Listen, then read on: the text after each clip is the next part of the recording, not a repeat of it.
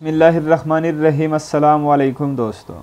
Saudi अरब के शाही ख़ानदान से ताल्लुक़ रखने वाले कम अज़ कम 150 अफराद कोरोना वायरस का शिकार हो गए हैं।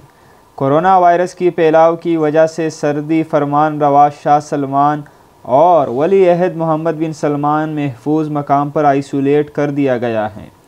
अमरीकी अखबार न्यूयॉर्क टाइम्स की रिपोर्ट के मुताबिक सऊदी अरब में कोरोना वायरस का निशाना बनने वालों में शाही ख़ानदान के सीनियर और जूनियर अफराद शामिल हैं। सऊदी दरुल हुकूमत रियाद के गवर्नर शहज़ादा फैसल बिन बंदर बिन अब्दुल अज़ीज़ अल सऊद भी कोरोना का निशाना बने हैं। उनकी उम्र 70 साल के करीब हैं और वो इस वक्त ICU में हैं। सऊदी अरब के शाही ख़ानदान के अफराद के इलाज के लिए मुख़स्सस अस्पताल में 500 बेड्स तैयार किए जा रहे हैं ताकि किसी भी मुमकिन इमरजेंसी से निपटा जा सके। किंग फैसल स्पेशलिस्ट अस्पताल की जानिब से मंगल के रोज़ तमाम डॉक्टर्स को एक मरासला भेजा गया जिसमें उन्हें मुल्क भर से VIP शख्सियात की इलाज की तैयारी के हवाले से कहा गया है।